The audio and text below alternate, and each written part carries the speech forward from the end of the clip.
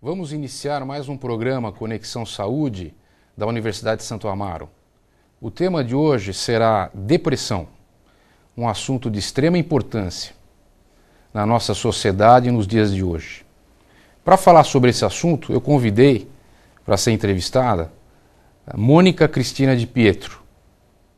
A doutora Mônica é médica, psiquiatra e psicoterapeuta, mestre pela Universidade Federal de São Paulo e atualmente é coordenadora dos serviços de emergências psiquiátricas do Hospital São Paulo. Mônica, muito obrigado aqui pela presença no programa Conexão Saúde. Para mim é uma satisfação muito grande, nós que nos conhecemos há muitos anos, e poder retratar um assunto extremamente importante. Obrigada pelo convite. Como é que você consegue caracterizar, assim, definir que uma pessoa está com depressão? Então, essa é uma questão que vem se discutindo muito hoje em dia, de diagnósticos, vamos dizer assim, hipertrofiados de depressão, do quanto que se diagnostica demais depressão em casos que não seriam, que seriam casos mais situacionais, em casos mais de tristeza ou luto mesmo, luto seja para a perda de um ente querido ou por alguma outra perda em geral. Na verdade, a gente tem critérios para esse tipo de diagnóstico. Então, os critérios envolvem tempo, os critérios envolvem alguns sintomas e também assim, por exemplo, no critério você já exclui, se a pessoa está com luto há menos de 2 meses, você já não classificaria aquele quadro como depressão. Você esperaria passar esses 2 meses para poder fazer um diagnóstico de depressão. De qualquer forma... Ocorreu um evento adverso na vida do indivíduo e aí ele está triste.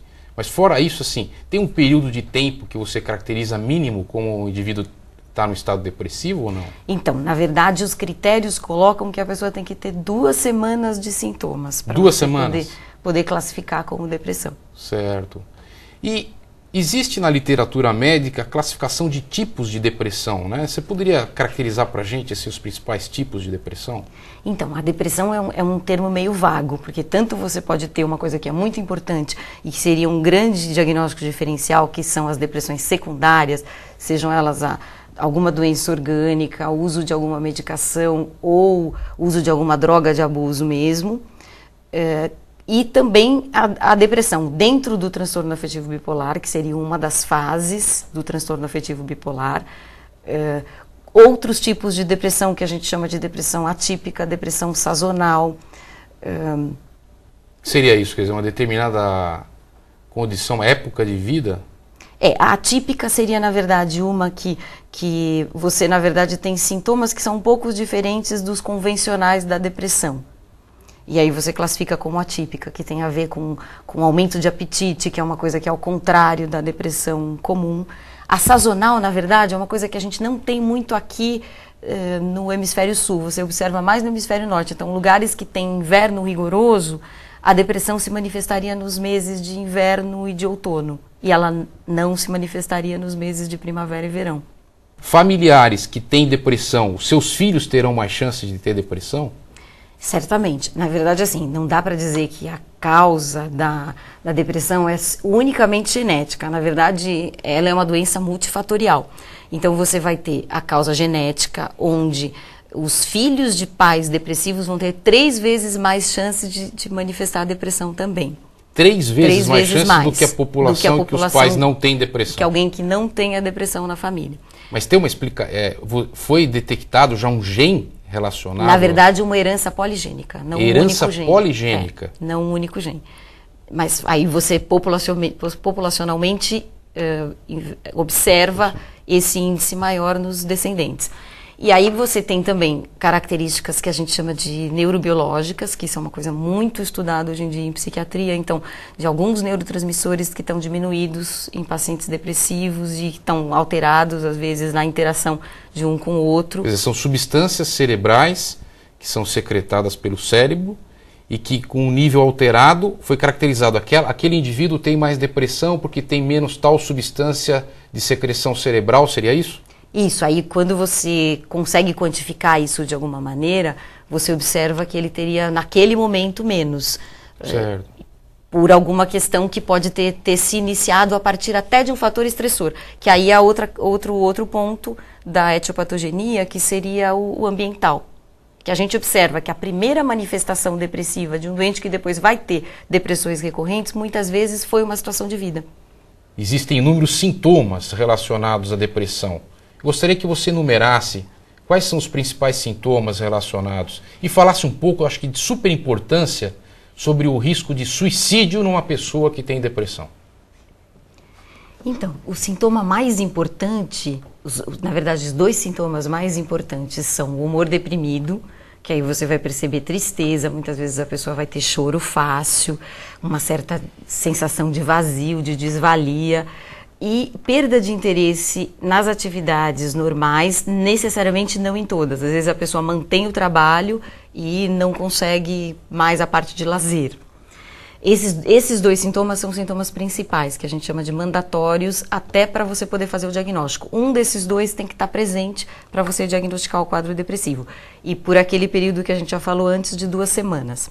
Aí, outros sintomas que vão estar junto, então, por exemplo, alterações de apetite. As alterações de apetite vão ser, na maioria das vezes, perda do apetite. Perda do apetite. Existem pessoas que têm o inverso? Tem. Naquela depressão atípica que eu falei anteriormente. Que aumenta o apetite. Aumenta o apetite. Mas é a minoria. Aumenta o apetite e ganha peso. Na maioria das vezes é perda de apetite e diminuição de peso.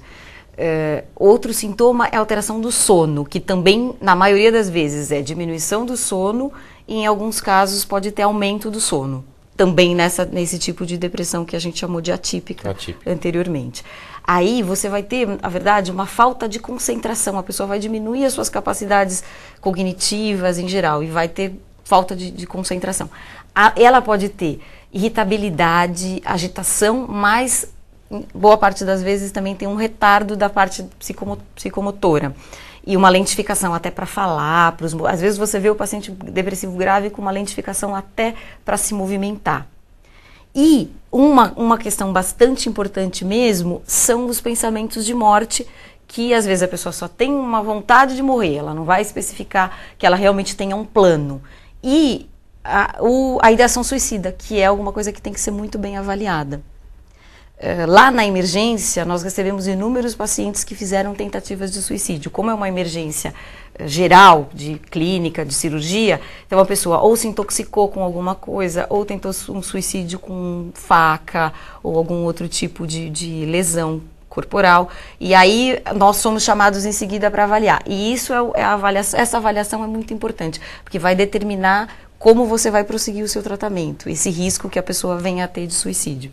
Sobre o tratamento, eu gostaria que você agora pudesse destacar sobre os tipos de tratamento, né, relacionados, além da psicoterapia, também relacionados aos tratamentos com uso de drogas e seus efeitos, e comentasse um pouco, que eu achei até interessante, mas ao mesmo tempo duvidoso. Ainda hoje tem papel a eletroconvulsoterapia em pacientes que têm depressão. Então eu gostaria que agora você se sentisse à vontade. Nós estamos agora, daqui a um tempo, finalizando o nosso bate-papo, para você comentar sobre esses aspectos relacionados ao tratamento da condição da depressão. Então, na verdade, quando vai se fazer o tratamento, primeiro tem que se escolher qual seria a forma, se seria um tratamento ambulatorial ou um tratamento em esquema de internação. Mas, na maioria das vezes, a melhora dos sintomas vai ter a ver com o uso de algum fármaco. Principalmente o psiquiatra pensa assim, associado a modalidades de psicoterapia. A escolha do medicamento, na verdade, a gente esbarra na questão do país, que muitas vezes você não vai poder escolher um antidepressivo que seja o mais adequado, porque a rede pública só distribui alguns deles, não distribui todos. Mas você escolheria um antidepressivo adequado para aquela pessoa, na verdade, idade, fatores de risco de interação com outros medicamentos que existem dos antidepressivos, e esse medicamento é usado e existem tempos que a gente observa para que se remeta os sintomas, que se melhorem os sintomas à medida que se use o medicamento. Esse medicamento, não dando resultado, ele pode ser potencializado com outros tipos de medicamentos. E, na verdade, o que você falou da eletroconvulsoterapia, a eletroconvulsoterapia é uma indicação terapêutica para alguns casos. Então, pacientes refratários, ainda hoje. Pacientes refratários ao uso de antidepressivos, que já usaram e não tiveram resposta. Existem depressões muito graves, existe a indicação de eletroconvulsoterapia. E em gestantes, na verdade, ao invés de você arriscar usar um medicamento numa gestante, a eletroconvulsoterapia seria mais segura. Mônica, é uma pena, o tempo acabou, nós poderíamos conversar ainda muitos aspectos, né, relacionados e com certeza você vai retornar aqui para que a gente possa conversar sobre outros tipos de doenças mentais. Eu agradeço mais uma vez a sua presença aqui no programa. Obrigada. E assim nós encerramos o programa Conexão Saúde. Obrigado.